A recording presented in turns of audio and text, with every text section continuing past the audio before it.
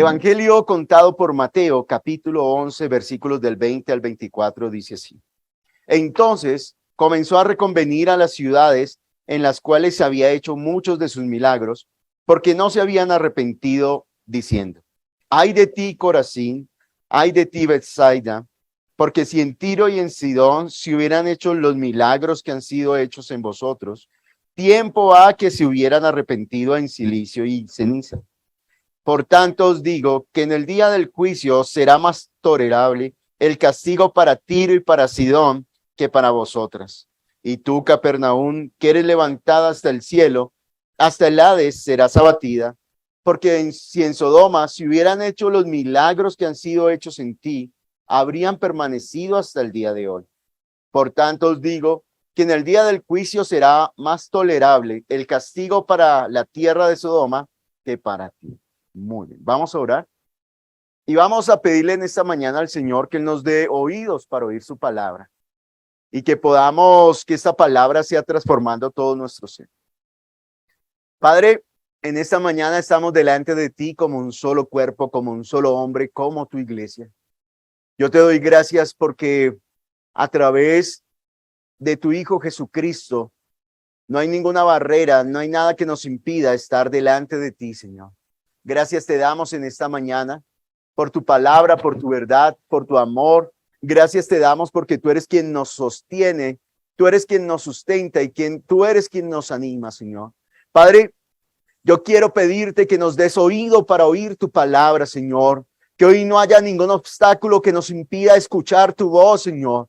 Padre, que hoy tú hables como hablaste, Señor, desde el monte, como nos hablaste a través de tu Hijo Jesucristo, Señor, y que no quede duda que fuiste tú y que nuestros corazones, que todo nuestro ser sea conmovido por el poder de tu palabra. Te damos infinitas gracias por ese amor, por esa misericordia, por todo lo que tú nos muestras y por todo lo que tú nos das. Poderoso Señor, te damos infinitas gracias. En tu nombre hemos orado. Amén. Cuando usted y yo vamos por la calle, vemos un semáforo. Y ese semáforo fue puesto ahí, ¿para qué? A veces lo vemos como algo arbitrario, algo que quiere detener nuestras vidas, sobre todo cuando uno va tarde, ¿cierto? Y uno sufre porque uno quisiera seguir derecho y llegar rápido, pero ese instrumento, ese aparato fue hecho con un propósito y es de salvar nuestras vidas, de advertirnos. Y si usted ve que la persona que más ama, la persona, su hijo, va a cruzar la calle, vienen carros y ve el semáforo está en rojo para los peatones y usted ve que él se va a atravesar, ¿usted cómo reacciona? Usted, si está cerca, así como hace Catalina, lo coge y venga para acá, ¿cierto? O lo llama, le llama la atención, le da un grito, ¿cierto? Le dice, oh, ¿qué le pasa? Reaccione, ¿para dónde va? O si no es nada de nosotros, sino es también, si uno ve que su vida va a perderse, ¿qué hace uno? Advertirle, ¿cierto? Uno le llama la atención porque su vida se va a perder, va a sufrir un daño muy grande. Y hoy la predicación lleva por título, ay de ti, y eso es lo que está diciendo el Señor Jesús, ay de ti, y a 3 ciudades les da un ay, pero este ay es de dolor, es de advertencia. Jesús les está advirtiendo que si ellos no prestan atención a sus palabras, el dolor que se aproxima, el dolor que vendrá sobre ellos va a ser grande, muy doloroso, muy terrible. Por eso comienza en el versículo 20, dice, entonces comenzó Jesús a reconvenir. Y esa palabra reconvenir es cuando una mamá le dice a sus hijos, les dice, no haga esto, que le va a pasar esto. Y le repite y el hijo no hace caso y el hijo no hace caso y sigue. Y entonces ya la mamá no encuentra cómo decirle. Y entonces tiene que ponerse en un tono más fuerte y reconvenirlo. También en otras versiones de la palabra, ustedes pueden ver que esta palabra significa reprobar, reprochar, advertir, reclamar. Entonces lo que Jesús quiere y hoy el Señor quiere hacer con nuestras vidas es reconvenirnos, quiere reclamarnos, quiere que sacudirnos, que nos demos cuenta que es su palabra y que hoy nos sintamos examinados por su palabra y su verdad y que seamos afirmados en él. Pero ¿por qué Jesús quiere reconvenir a la gente? ¿Por qué estaba reconviniendo a estas personas? Miremos un momentico en el capítulo 11. Dice en el versículo 1, cuando Jesús terminó de dar instrucciones a sus 12 discípulos, se fue de allí a enseñar y a predicar en las ciudades de ellos. Entonces, en el capítulo 10, Jesús le está dando instrucciones a sus discípulos. En el capítulo 11, Mateo nos está contando que Jesús se fue a ¿qué? A predicar, se fue a enseñar en las ciudades de ellos. Y esas ciudades era Betsaida, esas ciudades era Capernaum. Esas ciudades son las que él menciona después. Y dice que estaba sucediendo algo muy importante en la vida de Juan el Bautista. ¿Dónde estaba Juan? En la cárcel. ¿Por qué Juan estaba en la cárcel? Porque él había denunciado el pecado que estaba cometiendo Herodes. Juan le había dicho a Herodes que no le era lícito tener la mujer porque era la mujer de su hermano. Y dice que Herodes mandó a arrestarlo y allí estaba Juan en la cárcel. Pero algo que nos deja saber Mateo, y lo dice el versículo 2, y al oír Juan en la cárcel, ¿qué? Los hechos de Cristo. ¿Qué comenzó a percibir Juan en la cárcel? Los hechos de Cristo. Y esta frase es muy importante en la vida de fe, porque usted y yo debemos entender quién es el que nos habla, quién es el que está dándonos el mensaje. La Biblia dice que Dios habló a través de los profetas. Dios le habló a nuestros antepasados a través de los profetas, pero que en estos tiempos nos ha hablado a través de su Hijo. Es muy importante que usted y yo hoy pensemos y reflexionemos por qué hemos venido a este lugar. Se nos volvió costumbre, se nos volvió un lugar donde para que durante la semana nos vaya bien, o realmente porque queremos escuchar la voz del Señor Jesús, porque queremos encontrarnos con Él, porque queremos decir públicamente que Él es nuestro Dios, que Él es nuestro Señor, que Él es nuestro Hacedor, que Él es el Cristo. Y algo que estaba viendo escuchando Juan en la cárcel eran que las obras del Cristo. Cristo está entre la tierra. ¿Y será que Cristo sigue haciendo obras? La palabra Cristo significa Salvador, el Mesías, el que fue enviado por Dios para obrar en medio de nosotros. ¿Será que Cristo continúa haciendo obras?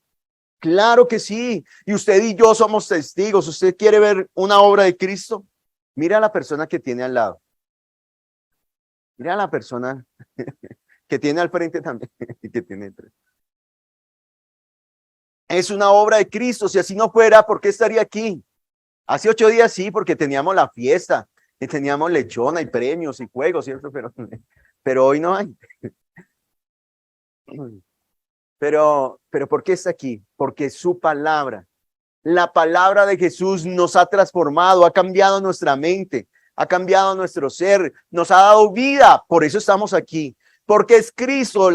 Allá en la carta a los Gálatas les dice: el que os suministra el Espíritu y hace maravillas entre vosotros, ¿lo hace por qué? Por las obras de la ley, por lo que hacen o por el oír con fe. Por eso es tan importante que hoy usted y yo no nos dejemos distraer, porque usted puede rechazar al mensajero. Yo solamente soy un mensajero, pero el mensaje del Señor es lo más importante. Quédese con ese mensaje, no se lo deje robar. Cuando Jesús enseñó la parábola del sembrador, dice que cuando viene la palabra y no la entendemos, el diablo se la roba y la gente sale feliz, pero sin entendimiento.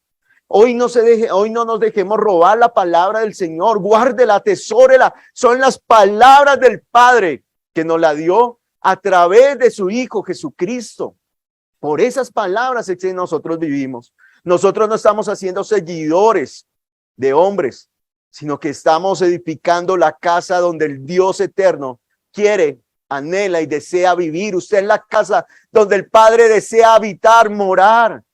Y Dios, para edificar esa casa, nos usa a cada uno de nosotros. Y entonces dice que allí estaba Cristo haciendo las obras. ¿Cuáles eran las obras de Cristo? Y mire lo que cuando Juan, ya vamos a ver cuáles eran las obras de Cristo. Pero cuando Juan escucha esto, dice, le envió dos de sus discípulos para preguntarle, ¿eres tú aquel que había de venir o esperaremos a otro? Ese momento difícil, ese momento fuerte que estaba viviendo Juan en la cárcel, hizo que él dudara de Jesús. Este capítulo es un capítulo muy triste. Es un capítulo de verdad, porque Juan no era cualquier hombre. Aquí versículos después Jesús va a decir, bueno, ustedes que salieron a ver al desierto, a una caña sacudida por el viento,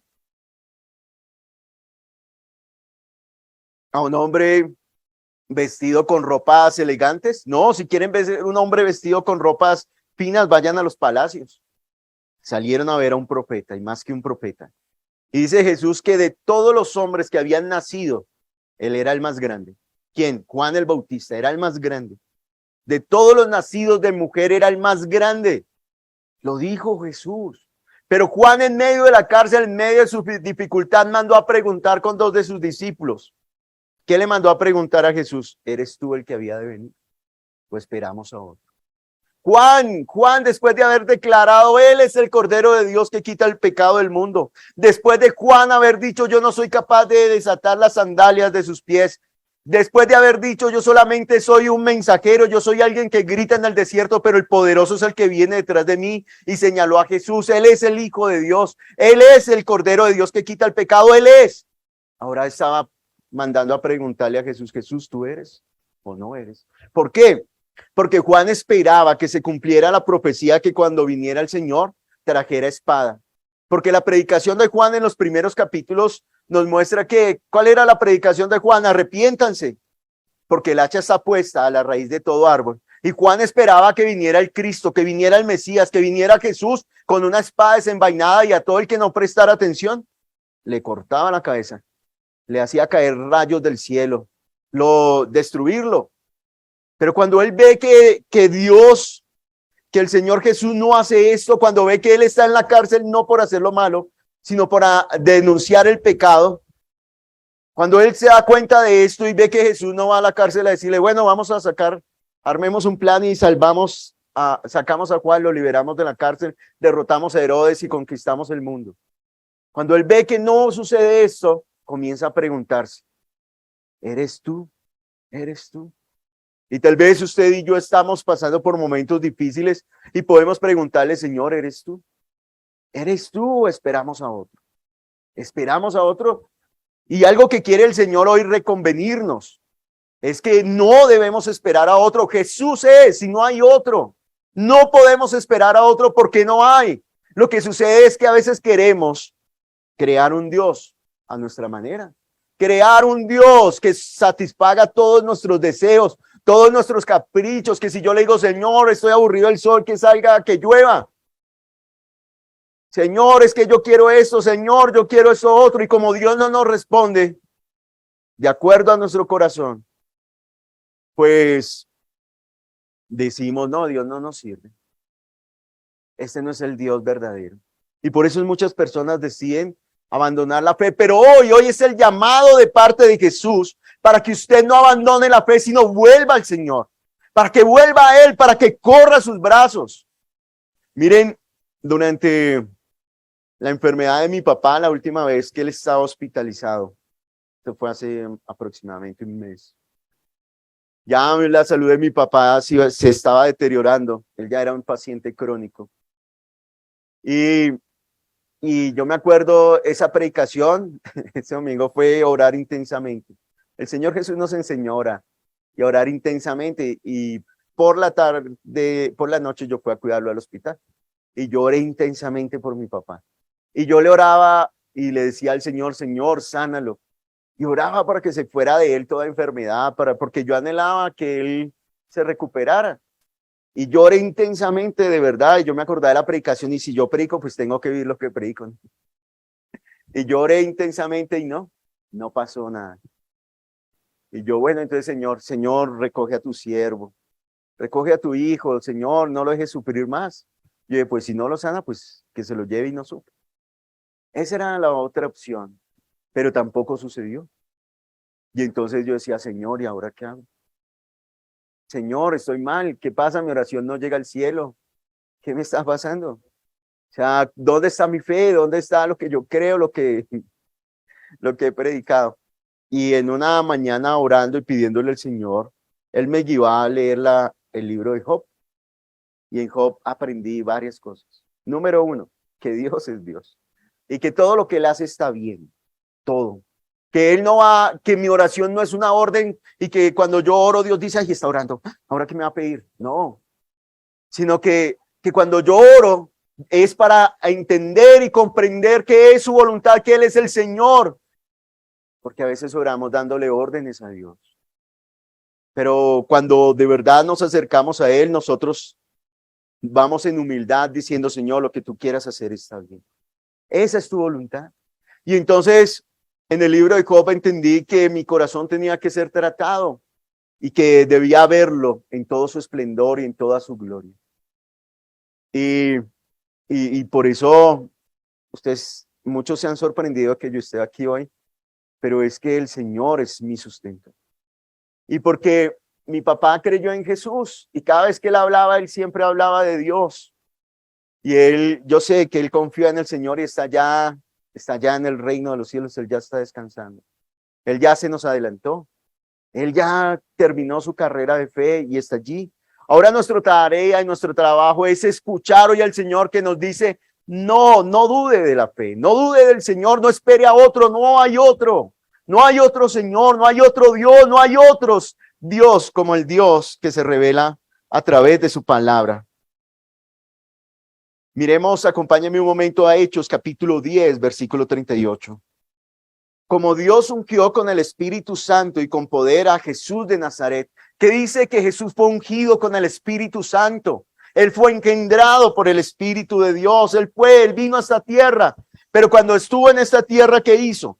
Dice, y como éste anduvo haciendo bienes y sanando a todos los oprimidos por el diablo, porque Dios estaba con él.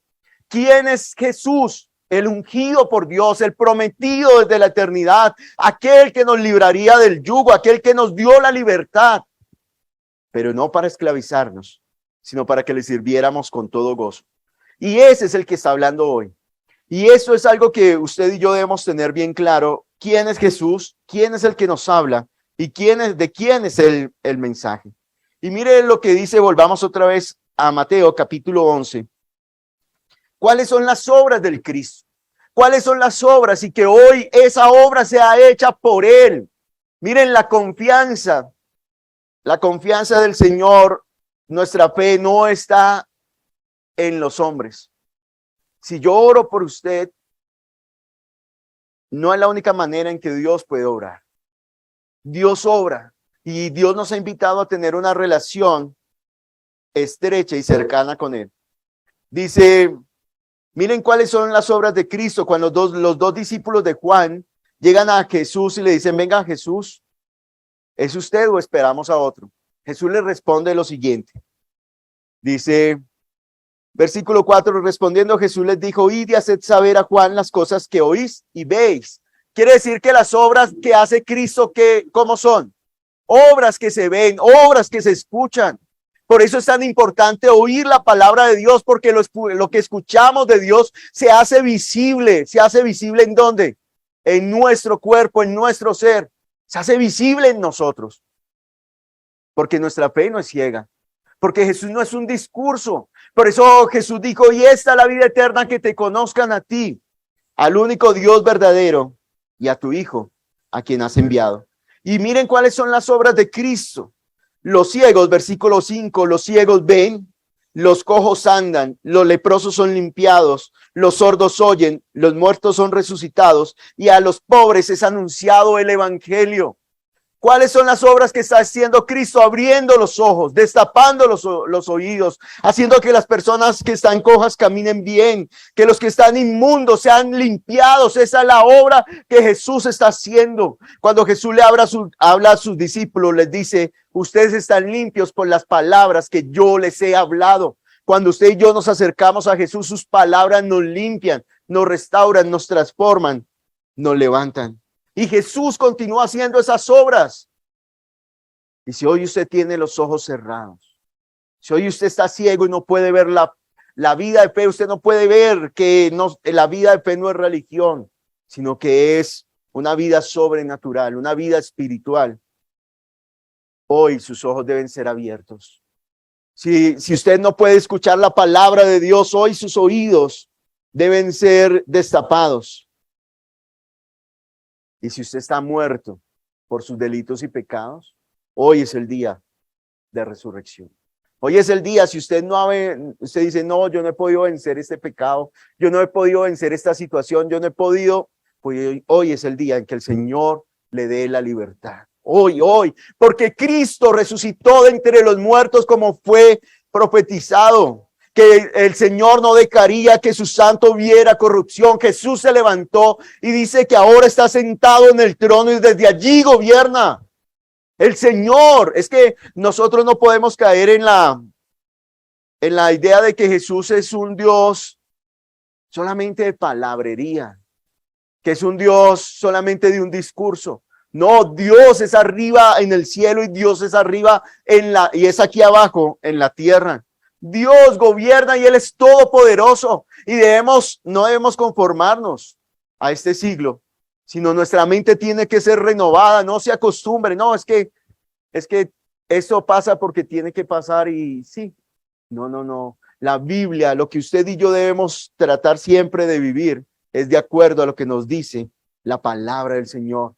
Esa es la vida de fe, esa es la vida en el Espíritu. Estar constantemente viviendo por la palabra del Señor. Y dice versículo 6, bienaventurado el que no halle tropiezo en quién. En mí.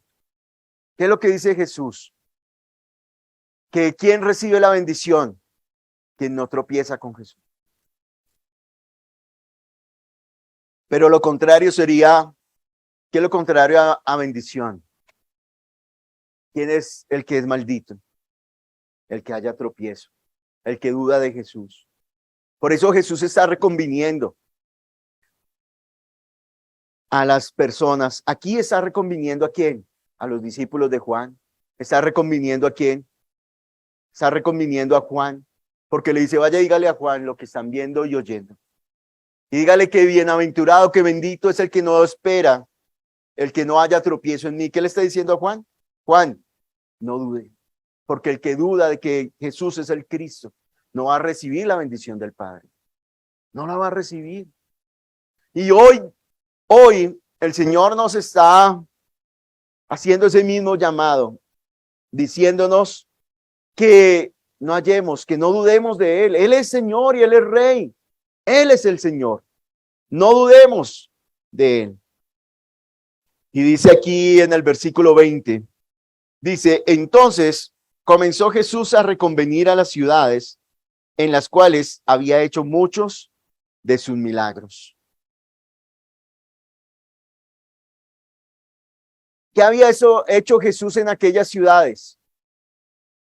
Muchos de sus señales, de sus obras.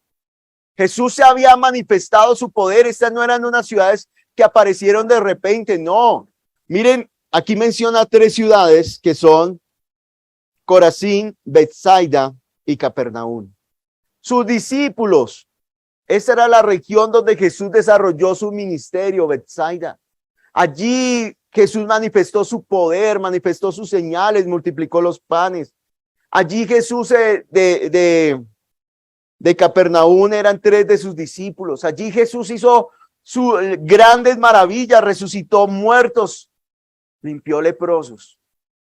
Pero Jesús no les da una felicitación, sino los reconviene. ¿Por qué? ¿Qué había pasado con ellos al ver la manifestación del poder de Dios? ¿Para qué Jesús hacía esos milagros y esas señales? Mostrando que Él era el Cristo, mostrando que Él era el enviado por Dios, mostrando que Él es Jesús y que su palabra tiene poder. Y el resultado que de mostrar y manifestar su poder era que las personas se arrepintieran. Y arrepentirse no significa solamente sentirse mal por pecar. Eso se llama remordimiento. Y todos ustedes, todos nosotros, nos sentimos mal cuando hacemos algo que no es correcto. Y decimos, ya, consentirnos mal, y muchas personas por eso no vienen al Señor. Porque saben que están haciendo algo malo, se sienten culpables, y su expresión es cuando yo sea mejor, cuando yo me sienta bien, voy a ir al Señor. ¿Sabe cuándo va a llegar ese día? Nunca. Y si llega a lograr cambiar su forma de vivir, pues peor. Ahí sí es que no se va a acercar al Señor. ¿Por qué? Porque va a decir, yo lo logré, yo lo hice. Me acuerdo mucho de un hombre, un joven, en la iglesia en Puerto López. Era el esposo de una muchacha que servía en la iglesia. Y él me decía, pastor, es que yo soy muy malo, es que a mí me gusta tomar, soy hincha de Nacional, soy... soy... No, pero eso no era lo malo, ¿no? No. Pero algo que él decía era eso, no, es que todavía me siento, yo soy muy pecador, cuando yo me sienta, cuando comience a hacer las cosas bien, voy a ir. Y hasta el día de hoy lo estamos esperando. Hasta el día de hoy. ¿Por qué? Porque hoy la palabra nos va a decir que si no es por Jesús, usted y yo no vamos a ser transformados. Porque Jesús es Jesús es el Cordero de Dios que quita el pecado del mundo. Y entonces dice, ¿qué es arrepentimiento? La religión va a decir, siéntase triste, haga unas obras, haga unas, no, ¿cómo se dice eso? Bueno, unas penitencias, gracias. Sí. Haga unas penitencias y entonces va a alcanzar el perdón de Dios. Pero ¿qué es arrepentimiento? Número uno, es reconocer nuestra condición. Es reconocer que estamos muertos en nuestros delitos y pecados, que no tenemos esperanza, que no tenemos oportunidad, que no podemos quitar el pecado de nuestras vidas, no podemos, que no tenemos la fuerza para transformarnos y cambiarnos. ¿Podremos cambiar nuestra conducta? Sí. Usted puede cambiar su conducta, usted puede dejar de tomar, puede dejar de fumar, puede dejar de... Si no necesita a Dios para eso. Usted puede dejar de engañar, de decir mentiras. Usted lo puede hacer sin necesidad de Jesús. Pero ¿qué es lo que no puede hacer? Quitar el pecado. Usted puede cambiar su forma de hablar, su forma de expresarse, su forma de tratar a los demás. Usted lo puede cambiar, pero sin Jesús no puede quitar su pecado. Y eso es lo que está diciendo. Si usted no cree en Jesús y está esperando a otro, usted va a morir de la misma manera, siendo pecador. Y dice que el arrepentimiento, ¿qué es arrepentimiento? Reconocer mi condición, que delante de Dios estoy muerto en mis delitos y pecados, y que por más que deje de cometer pecados, voy a continuar estando muerto. Porque dicen Romanos que la paga del pecado es la muerte, pero el regalo, lo que nos da Dios, es vida. Por eso Él vino a abrir los ojos a los ciegos, a destapar los oídos de los sordos. Él vino a limpiar a los inmundos, a hacer la obra. Él es el Cristo y el que quiere hacer la obra. Y eso es arrepentimiento, entender que yo no puedo y correr a aquel que sí puede. Porque usted puede pensar, no, pero es que yo soy bueno y solamente yo vengo para que Jesús me quite el mal genio. O Dios me quite las tantas mentiras que digo. O Dios solamente tiene que cambiarme eso. ¿Sabe qué dice la carta a los Corintios? Que el que está en Cristo, nueva criatura es. Nicodemo, un hombre, un maestro de la ley, un maestro entre los judíos, un hombre que vivía por la palabra. Cuando se acercó a Jesús, Jesús ¿qué le dijo? Nicodemo, muy bien, haz 3 oraciones al día, 2 ayunos a la semana y diezma todo lo que tienes y entrarás al reino de los cielos. ¿Qué le dijo? Es necesario que nazcas de nuevo. Es necesario que seas transformado desde adentro. Es necesario que bebas del agua de la vida. Es necesario que seas transformado por la palabra. Cuando el hombre rico llegó a Jesús, le dijo, Señor, mire, yo he guardado todos los mandamientos desde mi juventud. He sido un hombre ejemplar. He administrado bien mis finanzas. Mire, tengo fortuna y quiero estar en el reino de los cielos. Quiero heredar la vida eterna. ¿Qué le dijo Jesús? Vende lo que tienes y dalo a los pobres. Vaya, deshágase de eso, que lo ata y que no lo deja entrar al reino de los cielos. ¿Qué hizo él? Se fue triste. Porque pensó que ya estaba bien por su conducta. Pensó que por su manera de vivir ya tenía un pie adentro en el reino de los cielos y que Jesús lo iba a coger de la mano y lo iba a llevar. Sí, Jesús quiere que él llegara al reino de los cielos, al igual que él quiere que usted y yo estemos en el reino de los cielos. Pero hoy Jesús nos está reconviniendo, nos está exhortando, nos está animando, nos está llamando la atención para que no esperemos a otros, para que nuestra fe no esté fundada en nosotros mismos. Arrepentimiento es reconocer, número uno, que estamos muertos en nuestros delitos y pecados y que Jesús es el único que nos puede transformar. Arrepentimiento es volver a correr a Él como usted está. Hoy es el momento en que usted puede correr, en que yo puedo correr al Señor y decirle, Señor, no puedo con esto, yo me rindo. Yo no tengo la fuerza para vencerlo, pero quiero que tu palabra dice que tú eres el Cordero que quita el pecado. Aquí estoy, quítamelo, quítame el pecado. ¿Y sabe qué va a hacer Jesús? Él lo va a quitar. Él es el Señor, no tenga duda. No tengamos duda de que Él es, no tenemos que esperar a otro. Él es el que nos transforma, Él es el que nos limpia, Él es el que nos libera. Arrepentimiento es dejar de confiar en nosotros. Señor, yo creo en ti, pero yo puedo con esto, déjame. Yo trato de cambiar y yo trato de hacer y yo trato, no. Arrepentirse es abandonar toda confianza en mí y postrarme a Él y decirle, no puedo, yo no puedo. Y ahí es cuando Dios comienza a obrar. Y ahí es cuando Dios comienza a mostrar su gloria.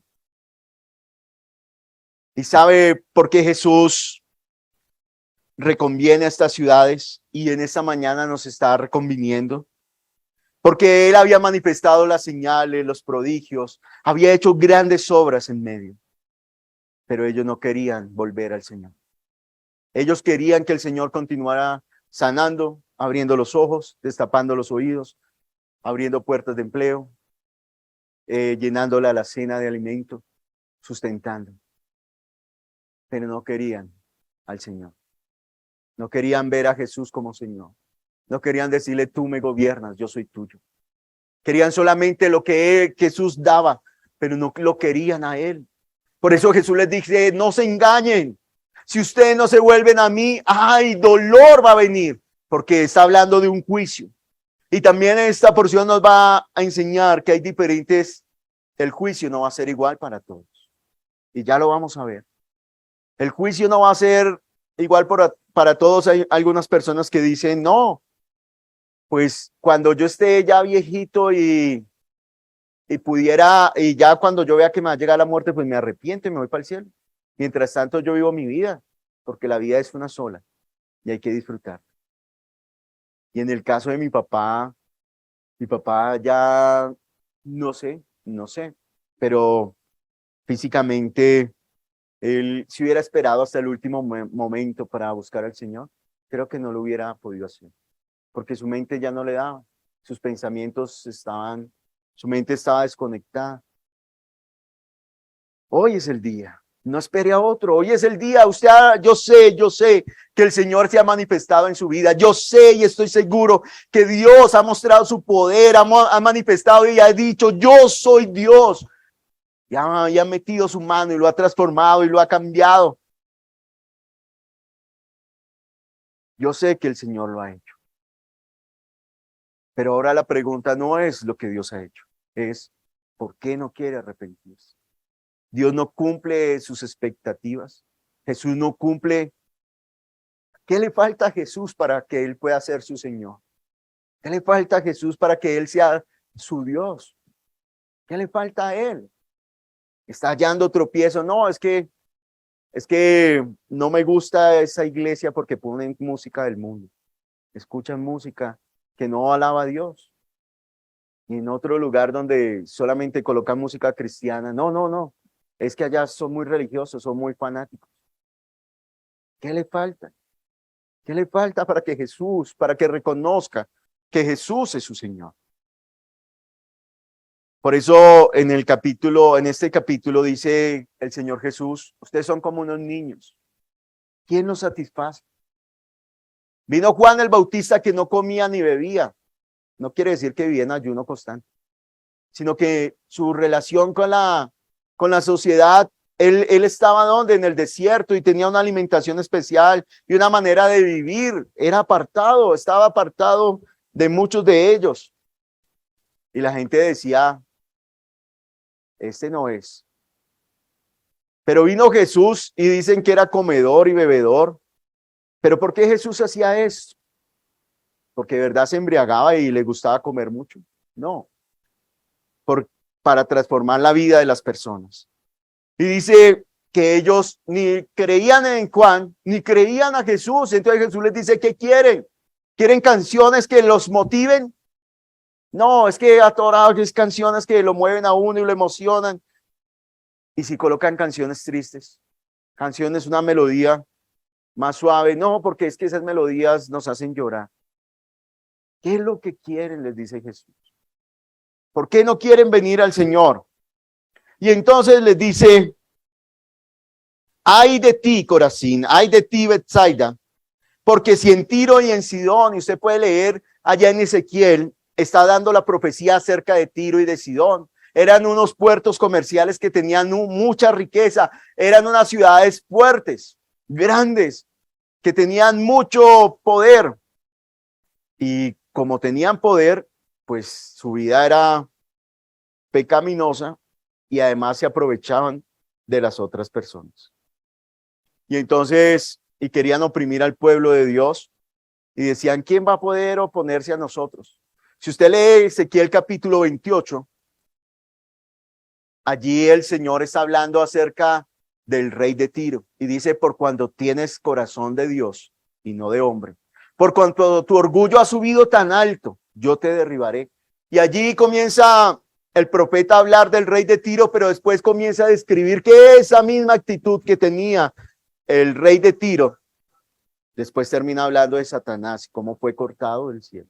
Imagínese, el Señor compara al rey de Tiro con Satanás, con la soberbia, con la altivez, y dice que es derrotado, y efectivamente Tiro y Sidón quedaron destruidos y hasta el día de hoy son ruinas. Están en ruinas, no las han edificado. ¿Por qué? Como testimonio de que la palabra de Dios se cumple. Dice, ay de ti, Corazín, ay de ti, Betsaida, porque si en Tiro y en Sidón se hubieran hecho los milagros que han sido hechos en vosotros, tiempo que se hubieran arrepentido en silicio y en ceniza. ¿Qué les está diciendo Jesús? Si yo hubiera estado delante de Tiro, si yo hubiera estado delante de Sidón y hubiera predicado la palabra y hubiera abierto los ojos a los ciegos, hubiera destapado los oídos a los sordos, hubiera anunciado el evangelio, ellos se hubieran arrepentido. Pero ustedes no han querido arrepentirse, no han querido volver a mí, no han querido confiar en mí. Ay, para ustedes, viene dolor para ustedes, porque en el día del juicio será más tolerable el castigo para Corazín, para Tiro y Sidón, que para vosotros. Y dice, y tú, Capernaum, acompáñenme un momento a Mateo capítulo 4 para que veamos qué era Capernaum. 12. Cuando Jesús oyó que Juan estaba preso, volvió a Galilea. Y dejando a Nazaret, vino y habitó ¿en dónde? ¿A dónde se mudó Jesús? ¿A dónde se fue a vivir? ¿Usted se ha imaginado tener de vecino a Jesús? Pues eso debía ser algo impresionante, algo muy bueno. Pero sabe que Jesús no es su vecino. Ahora Jesús vive dentro de nosotros, dentro de su iglesia. Y dice que se fue allí a Capernaum y dice, vino y habitó en Capernaum, ciudad marítima en la región de Zabulón y de Neftalí, para que se cumpliese lo dicho por el profeta Isaías cuando dijo, ¿cómo estaba Capernaum? Tierra de Zabulón y tierra de Neftalí, camino del mar al otro lado del Jordán, Galilea de los gentiles. ¿Cómo estaba Capernaum? ¿Cómo estaba esta región antes de que llegara Jesús? El pueblo asentado en tinieblas. ¿Cómo estaba? En tinieblas, en oscuridad. Y entonces dicen que es por una montaña que le hace sombra y que esa zona es oscura por eso, que por eso dicen que es sombra. Pero como la Biblia no es un libro geográfico, sino que es un libro espiritual que nos está dando palabras a nuestro espíritu. Dice que allí Galilea, que ellos estaban en qué, en tinieblas, ¿qué vino? Vio gran luz. ¿A quién vio? A Jesús. Dice, y a los asentados en región de sombra de muerte, ¿qué les sucedió? Luz le resplandeció. Imagínense cómo vivía esta ciudad, cómo estaban estos puertos marítimos, cuál era la cantidad de cosas de pecado en que vivían para que estuvieran en región de sombra de muerte. Y cuando viene Jesús, Jesús es la luz. Dice que gran luz le resplandeció. Y entonces, ¿cuál es la predicación de Jesús? Desde entonces comenzó Jesús a predicar y a decir, arrepentíos, porque el reino de los cielos se ha acercado. Es que cuando Jesús llega la luz, y donde está la luz, ¿qué hacen las tinieblas? Huyen, se dispersan, se disipan, desaparecen. Y el evangelio, Jesús, desde el inicio de su ministerio, comenzó a decirles, arrepiéntanse, vuélvanse a mí, vuelvan, entren al reino de los cielos, vengan, entren al reino de los cielos. Pero ellos no querían. Y esa ciudad a la cual Jesús había iluminado y los estaba llamando al arrepentimiento, ¿qué sucede? Dice, volvamos a Mateo capítulo 11. Y tú, Capernaum, versículo 23, que eres levantada hasta el cielo, hasta el Hades serás abatida. ¿Qué iba a suceder? No, Jesús está aquí. Y si Jesús está aquí al lado mío, todo está bien. Cuando estábamos en Puerto López, los candidatos que buscaban que nosotros como pastores convenciéramos a la congregación que votaran por ellos, lo primero que nos decían, no, es que mi abuelita era cristiana, es que mi esposa era cristiana, es que yo algunas veces fui a la iglesia y yo a esa iglesia le ayudé a poner el piso, a la otra le regalé para el techo, a la otra le hice tantos favores. Entonces, si ustedes votan por mí, pues yo también les voy a ayudar. Pero comienzan y hay personas que se acostumbran a decir, no, yo me hago al lado de Raquel que ora harto. Ella como canta tan bonito y está ahí en la iglesia, pues si yo me hago al lado de ella, con eso es suficiente. No es necesario que yo ore, no es necesario que yo busque a Dios, no. Como mi papá es el pastor, entonces ya con eso es suficiente. Y ellos pensaban que porque Jesús vivía ahí, por eso Jesús en otra ocasión les dice, ustedes me van a decir el refrán médico, cúrate a ti mismo. O sea, lo que hiciste allá, pues esta es tu ciudad, hazlo acá, Jesús, hazlo acá. Querían que como Jesús estaba viviendo ahí, pues con eso tenían la bendición de Dios. No, con venir a la iglesia es suficiente. No, por eso Jesús nos está llamando aquí al arrepentimiento, que volvamos a Él. Y dice, hasta el Hades serás abatida, porque si en Sodoma, ¿con quién está comparando Jesús? Con Sodoma. ¿Y usted sabe cuál era el pecado de Sodoma? Cuando nosotros pensamos en Sodoma, pensamos que el pecado más grave es el homosexualismo, porque de allí viene la palabra sodomita, sodomía, ¿cierto? De esa práctica. Pero no, ese no era el pecado más grave de Sodoma. Acompáñeme a Ezequiel capítulo 16, versículo 49. Libro del profeta Ezequiel, capítulo 16. En este capítulo, el Señor está protestando a su pueblo, a Israel. Les está llamando la atención por ser infieles. Y una palabra que se repite mucho en este capítulo 16 es la palabra prostituta. Le dice, te has prostituido con diferentes amantes, el oro, las joyas, el vestido que yo te di, lo entregaste a tus amantes. Y dice, y eres peor que una prostituta, le dice el Señor a su pueblo. Fuerte. Le dice, eres peor, porque al menos las prostitutas cobran. Y dice, pero tú no, tú le pagas a tus amantes para que estén contigo. Eso es terrible lo que le está diciendo el Señor. Y por eso lo compara con Sodoma. Ezequiel capítulo 16, versículo 49. Dice, leamos desde el 48. Vivo yo, dice Jehová el Señor, que Sodoma tu hermana y sus hijas no han hecho como hiciste tú y tus hijas. He aquí que esta fue la maldad de ¿quién? De Sodoma, ¿Por qué el Señor destruyó a Sodoma? Y si usted lee allá en Génesis va a ver que la maldad era tan grande en Sodoma que había subido, era muy alta la maldad, que cuando Abraham le dijo, Señor, espera un momento, antes de que destruyas a Sodoma, miren, es que lo mismo que está haciendo el Señor hoy, antes de que llegue el juicio, antes que llegue el juicio, el Señor está advirtiéndonos y nos está reconviniendo para que no perezcamos ante el juicio de Dios. Porque Abraham le dijo, Señor, antes de que destruyas a Sodoma, déjame buscar si hay 50 justos. Si hay 50 justos, no destruye la ciudad, que dijo el Señor, no la voy a destruir.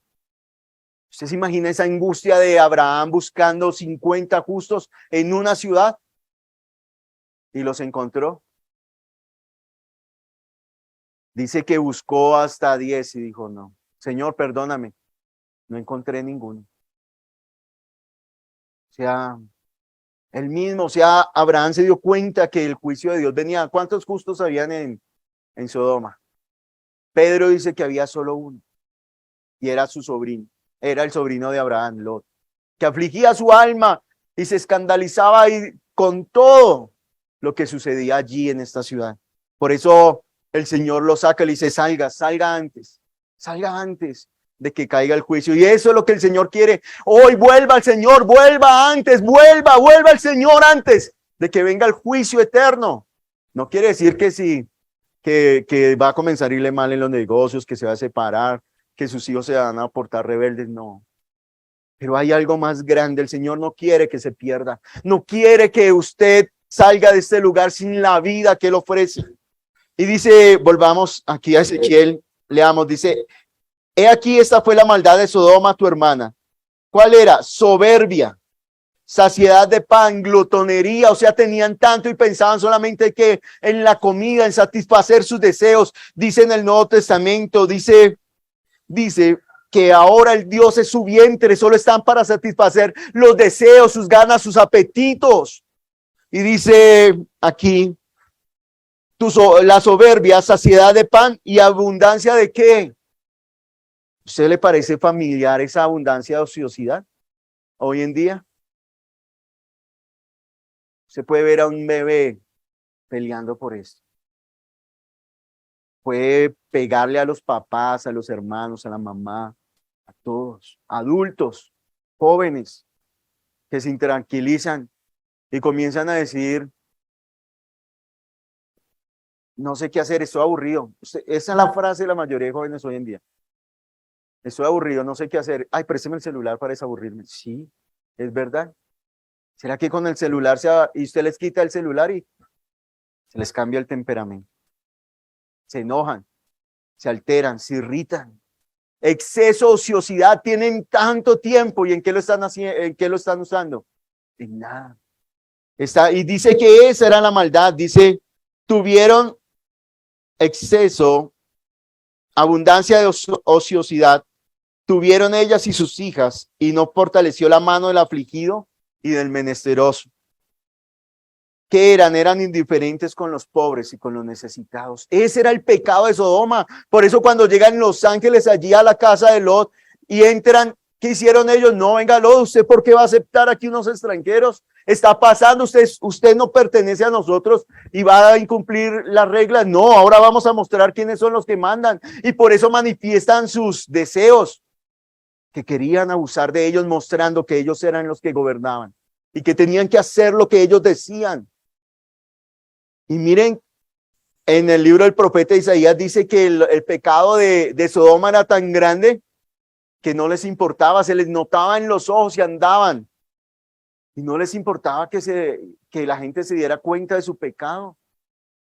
Y entonces el Señor Jesús, y volvemos otra vez a Mateo, ¿qué les dice? Está comparando a Capernaum ¿con quién? Con Sodoma. Pero ¿quién estaba haciendo algo más grave? ¿Los de Sodoma habían hecho más grave o los de Capernaum?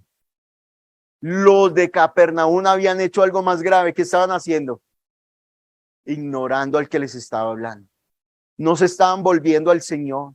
Por eso es que la vida de fe no consiste solamente en portarse bien, en no decir groserías, en no ver pornografía. No, eso está mal, pero eso no es la vida de fe. La vida de fe es que usted tenga una relación con el Señor Jesús, que usted viva para Él. Esa es la vida de fe, que la palabra del Señor sea mandamiento para nuestras vidas, pero no por obligación, sino por amor.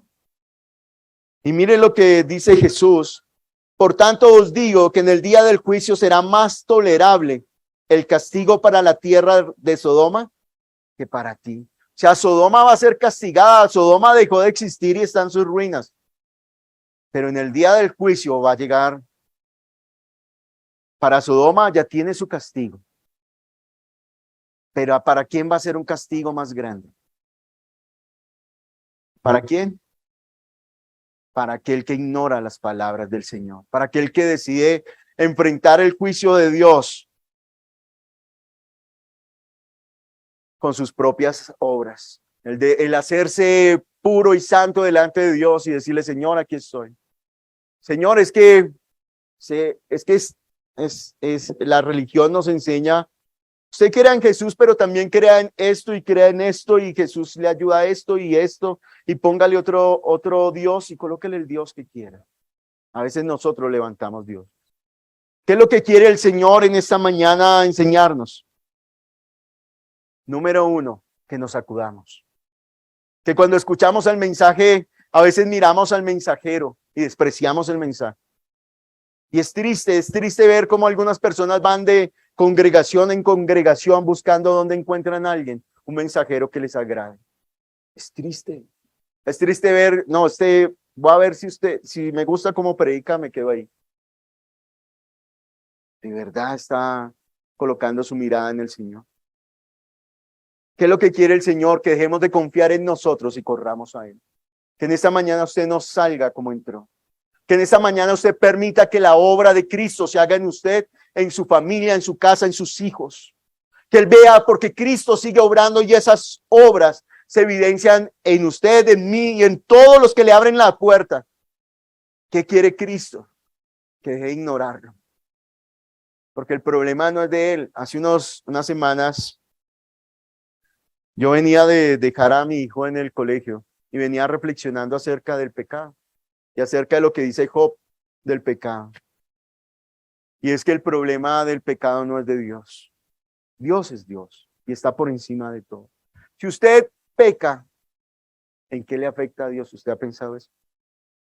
Si usted peca, ¿en qué le afecta? Eso lo dice Job. Lo dice Elifaz. Si usted hace el bien, ¿eso le hace algún bien a Dios? Es para mí. Dice, es para ti y para los que están alrededor tuyo. Si usted peca, ¿a quién está afectando? A Dios, a usted y a su familia. Y aquí, ¿cuál es el pecado? Si usted escucha la voz de Dios y sigue su camino como: sí, Señor, yo sé que tengo que volver a ti, yo sé que tengo que estar contigo, pero déjame un momento más, un día más. ¿Se acuerdan que Faraón le dijo a Moisés con las ranas: venga, todavía no ore, mañana ahora, sí? Quería estar un momento más, dándose cuenta que Dios lo estaba corrigiendo. No quiso reconocer que Él era Dios. También, que nos enseña esta palabra. Tal vez usted le ha predicado a varias personas acerca de Jesús y no han escuchado. Usted va a ver que aunque Jesús les advirtió, como nos está advirtiendo hoy, nos está llamando la atención, Jesús continuó predicándoles y continuó advirtiéndoles. De igual manera, usted y yo no nos cansemos de advertirle, de decirle a las personas: escuchen, el Señor es el Rey, vuelvan, vuelvan, vuelvan, porque no estamos hablando de esta carne. Cuando mi papá falleció, uno de mis hermanos, que todos nosotros fuimos criados en el Evangelio, pero él no ha sido tan fiel con el Señor. Y él, a ver a mi papá ahí, decía saber que todo lo que uno hace en la vida, y mire dónde termina. ¿Dónde van a quedar todas las casas, todos los carros? ¿Dónde va a quedar todo el dinero por el que se afana todo el día? ¿Dónde van a quedar todos los estudios? El rey Salomón lo dijo, ¿de quién va a ser todo eso? Si usted no lo coloca en las manos del Señor, Jesús dijo, esos tesoros se van a quedar aquí y se van a deshacer. Pero si usted coloca y hace tesoros en el reino de los cielos, van a permanecer para siempre. Van a permanecer. Y algo, cuando le preguntaban a mi papá, él decía, yo estoy muy orgulloso de mis hijos. ¿Por qué? Porque estudiamos, estamos casados, porque creíamos en Dios, decía él. Porque ellos les sirven a Dios. Uno de los sueños que tenía mi papá, y él siempre lo manifestaba, él decía, Señor, dame la oportunidad de comprar un terreno y levantar una iglesia, de construirla. Ese era su sueño. Y él se sentía orgulloso de eso, porque él decía, cuando yo era joven, a él quisieron llevárselo para Estados Unidos y que predicara el evangelio. Y él no quiso. Él dijo, no. Y decidió hacer su vida normal, trabajar. Pero decía, y lo que yo no hice, Dios lo está haciendo en mis hijos. Así que, miren, lo mejor que usted puede hacer hoy es volver al Señor, volver a Él. Y no, miren, no se canse de anunciarle el evangelio a sus hijos, a sus seres queridos, a sus parientes. Y si usted ve que no vienen al Señor, aunque Dios manifieste su poder y su gloria, no deje de hacerlo. Pero hoy ya no piense más en ellos. Esta porción que leímos nos está escribiendo a nosotros. Está escribiendo su vida. Usted es el que está escuchando al Señor y no quiere volver a Él. Aunque esté en cuerpo presente, pero su corazón y su alma están corriendo tras lo que está ofreciendo este mundo. Miren, la Biblia habla de los últimos tiempos, que serán tiempos difíciles. Y sabe, cuando se manifiestan esos tiempos difíciles, es necesario que se vean, porque va a aparecer alguien que va a ofrecer paz y seguridad. Pero es mentira. Y si usted y yo no creemos en Jesús, vamos a caer engañados en eso. Y al final, ya sabemos, Jesús ya nos lo advirtió hoy. Y ese ay va a ser más doloroso que el que sufrió y que va a sufrir Sodoma. Ese ay será más doloroso que el que sufrió Tiro y Sidón. Y si usted y yo no queremos pasar por ese ay, es necesario que atendamos a aquel que nos habla. Es necesario que atendamos y prestemos atención a las palabras de nuestro Señor. Señor Jesús, tú lo dijiste allí en tu palabra, que el que cree en ti ha pasado de muerte a vida, que es hecho nueva criatura, pero el que rehúsa creer en ti ya ha sido condenado. Por cuanto ha rehusado creer en el Hijo de Dios, no nos puede esperar otra cosa. Tú no eres como nosotros, que queremos tapar el mal y obtener el bien. Tú eres un Dios justo. Por eso, Señor, hoy nos estás haciendo la invitación de correr y venir hacia ti. Y como el apóstol Pablo le escribía a la iglesia que debemos cuidar de nuestra salvación con temor y temblor, Señor, para no dejarnos seducir por este mundo, para no dejarnos seducir en esta tierra, para que no apartarnos y olvidarnos de tu palabra y olvidarnos de tu verdad. Padre, en esta mañana yo deseo y anhelo, Señor, que al escuchar tu voz mis oídos no estén cerrados. Abre mis oídos, abre nuestros oídos en esta mañana, porque así se produce la fe, que hoy podamos correr hacia ti, Señor, que podamos, que nuestro corazón hoy todo aquello que lo está atando, que no nos deja confiar completa y absolutamente en ti, oh Dios, que hoy sea, Señor, suelto todo aquello que nos está, toda cadena, Señor, que nos está atando y que nos está haciendo desviar nuestra mirada de ti, oh Dios. Te invitamos a que te suscribas al canal de Nuestra Iglesia Viva y actives la campanita de notificaciones.